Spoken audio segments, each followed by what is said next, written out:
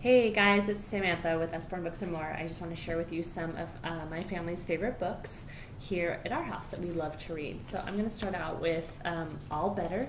This is actually one of our best-selling books right now. It's sold out a few times just recently. So what's great about this book is what kid does not love Band-Aids and what kid does not love stickers. And these are actually reusable, so you can use them as many times as you want. And each animal here gets hurt. So the doggy got a boo-boo on his hand, and the kids can clean it, and they kiss it, and then they put a Band-Aid on it. And he is all better. My kids love this book, and it's nice board pages. Okay, Bear got a boo-boo on his bum-bum. Clean it, kiss it, and put a bandage on it. It makes everything all better. Great addition to your kids' family library. Again, one of our absolute favorites. The next one I want to share with you is Jonathan James and the What If Monster. You can get this book in paperback or hardback. And in addition to the book, you can also get this super adorable little stuffed animal What If Monster. So let me share with you. This book has a wonderful message. I love this book so much that I actually got it for each of my daughter's classrooms for their teachers. And their teachers have really enjoyed reading it with their class as well. So some what-if monsters like to hang out and fill up our heads with worry and doubt. They are sneaky and quiet and quick as a blink, and the words that they whisper can change how we think. Jonathan James heard those words full of dread, and all of those what-ifs got stuck in his head. What if you tumble? What if there's wind? What if you slip and your knee gets all skinned? Then it goes through all the other thoughts in his head, the worries and the doubts about trying new things, doing things. And then here in the middle he says, or towards the end, wait a minute, says Jonathan James. I hear all your worries, I hear all your claims, but what if you're wrong? What if I climb to the top of that tree and I never slip or skin up a knee? And what if that chance I take in the end is just how I find my very best friend? Love that book. Okay, next, B is for bedtime. This is a great bedtime story. What I love about this book is the cardstock pages. We have quite a handful of books with the cardstock pages, which is perfect for the preschooler. This book also has gorgeous watercolor illustrations, and it's not too much on the page. It's simple. It's just absolutely beautiful. A is awake, how I feel after dinner.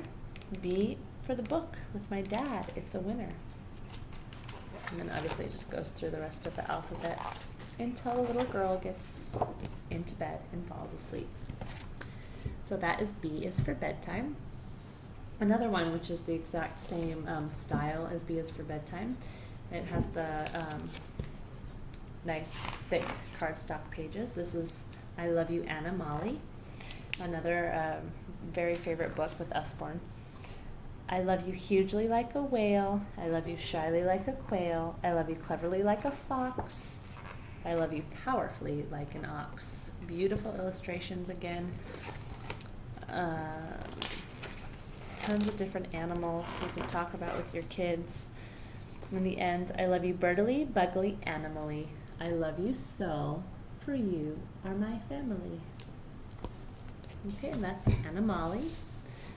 The next one I want to share with you is A Tale of Two Beasts. This is a funny and charming tale of seeing both sides of the story. So my oldest 5-year-old really likes this book.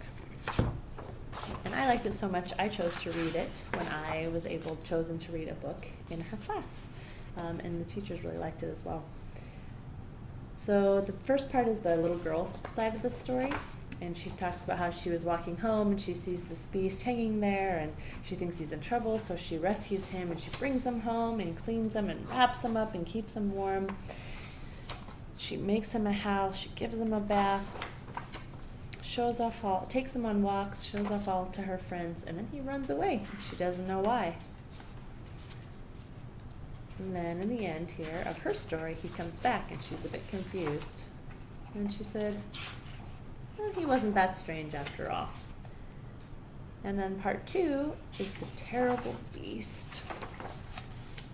And this is the beast side of the story. And he was hanging from a tree, happy as can be, singing, when a beast came, terrible beast came and snatched him away. And he tied me up. She tied me up and she carried me to her secret lair and she growled at me and she put me in a box with nowhere to hang. I was really angry and all her friends were crazy, just as crazy as she was. So I made a plan to run away. But then I realized she's not so bad after all. Okay, that's A Tale of Two Beasts. Now the last one I want to share with you, this is actually a series. There's 3 here in the Pipkin books. How Deep is the Sea? How Big is a Million? And back here I have Where Do Baby Animals Come From? Okay, so these are beautifully illustrated books. Nice padded covers on all 3 of them. I'll just show you some of the illustrations. Pipkin is a curious penguin. He has so many questions about the world, and he's always going on adventures to find the answer to his questions. If this is 10, he says, well, how big is a million? And the very back answers that question for Pipkin. In this envelope is a giant poster that your kids can hang on the wall or keep it in there and just pull it out when they want to look at it. How Deep is the Sea actually has a really long poster with the different depth of where you'll find different animals, sea creatures. So if you have any questions about any of those books, don't hesitate to ask.